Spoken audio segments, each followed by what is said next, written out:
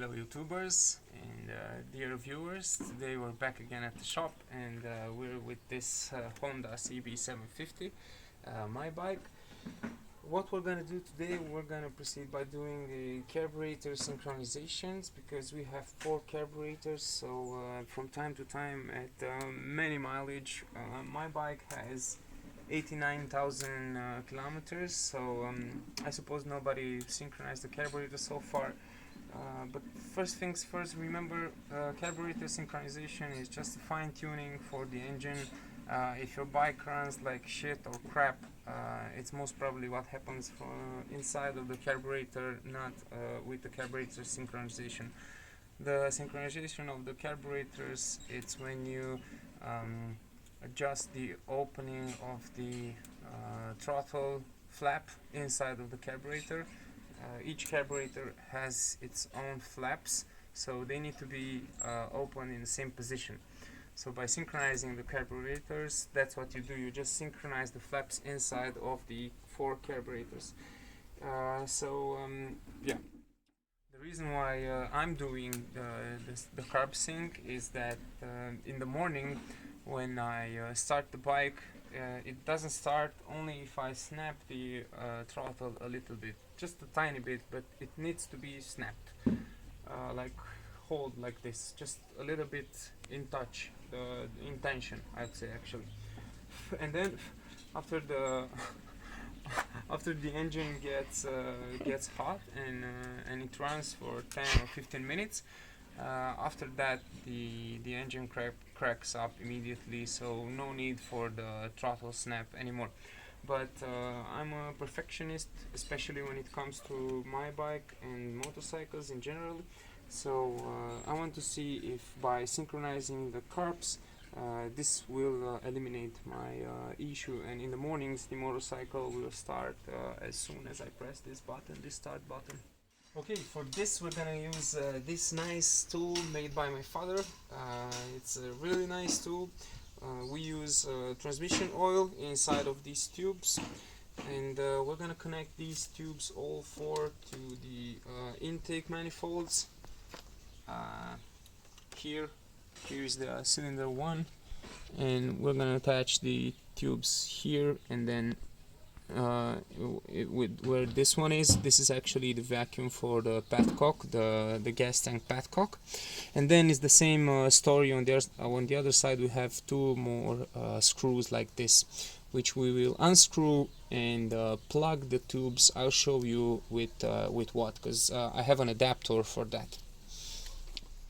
Also, this is another cute tool made by my father in order to have some gasoline while we are running, because as you can see, the gas tank, it's down. So in order to have some gasoline, feed it to the carburetors, I've just attached this pipe into this one, and this way we will have some gasoline running through the carburetors, so we can play while the engine runs.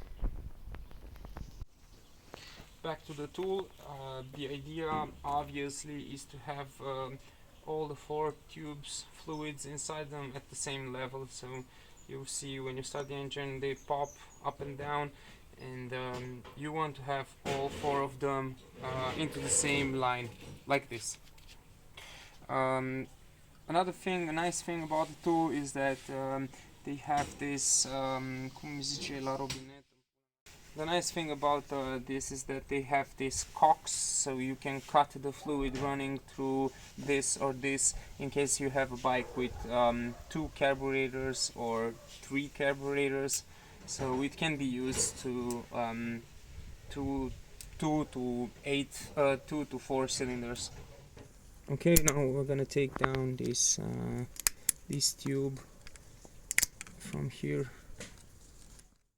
So we're gonna take this out, this screw, and the other 2 from the other cylinders from the other side, and then we're gonna put, instead of them oops this little stuff that I've made by going to a local shop where a blacksmith is working, and he did a good job by doing them. This way I can also synchronize my bike. Some bikes are coming with this kind of stuff coming out from their intake in order to help you have an easy job when doing a synchronization. Okay, so we've attached all the 4 hoses at their places. This one, number 2, I've just simply pressed it all the way down. So this one, it was a little thick for my tube, this metal piece here, so I needed to press it all the way down until it touched the intake. And the other one, the other 3s are with this thing right here, with this metal thing made here in Timișoara. And I had to admit, I needed to work a little bit to just make it a little bit with the grinder, because it wasn't it didn't have space because of the black pipe, that brings oil to the camshaft up here.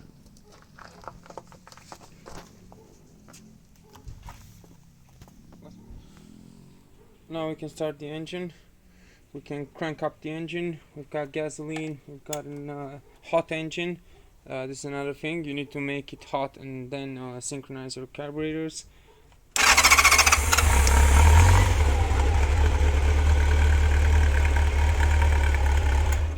So the engine is cranked, and you can see the fluid levels differing from a cylinder to another. Now I'm playing with cylinder 1. The left one, and with, you have the screws, one here for cylinder 1. For cylinder 2 you don't have any screw. Then for cylinder 3 it's there in the middle, yes, that one. And then for cylinder 4 is this one right here. Okay, and there's the fourth one, there, that one, yes, that one. And you play with them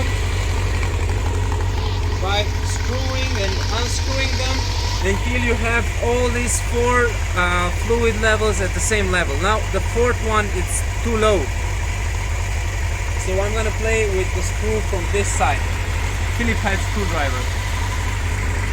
Let's see what happens. Oop. Yeah, so the disadvantage of this tool is represented by the fact that the engine can suck the oil from the pipes, so you have to be careful with that. Make it step by step. Don't rush if you have this kind of tool. If you have the ones with gauges, that's okay, or the one with mercury, it's alright as well. Now, as you can see, now things are just at least a little bit steady, so we can play with the screws from cylinder 1, 3 and 4. As you can see, 1, it's a little bit below the 2nd cylinder. Actually, the 2nd cylinder, so the tube, this is your reference. So by what I've seen is that by unscrewing these screws, the level of the liquid went down. By screwing clockwise the screws, the level went up a little. So now what I'm gonna do is unscrew just a little bit the cylinder 3 and 4, and then I'm gonna screw in cylinder 1 for a tiny bit in order to bring them to the 2nd cylinder level. Now, as you can see, 2 and 3 and 4, they're almost there. They don't need to be in a perfect line, but the only one that I really need to just unscrew it a little bit is the first one, because I can see that he's pulling the other ones a little bit down. So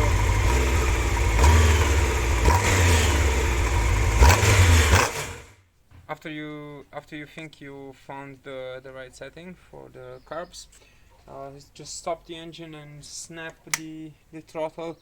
This way the flaps inside the carburetors are just open to the maximum, and then go back to their original place, and then kick the engine again and check if your levels are at the same line. And yeah, that would be about it. Now the engine of the bike sounds the sound of the engine of the bike sounds better, I have to admit, as as long as you start and play with the adjustment screws, the engine sounds better and it cranks up really better. But I'll check and verify this tomorrow morning when I will start the engine of the bike for the first time on a day. Yeah, so this will be about Honda CB750 carb sync. You know how to put back everything. It's the reverse side of how you took them down. You know from my past videos how to take down the gas tank and everything in order to have this view of the bike.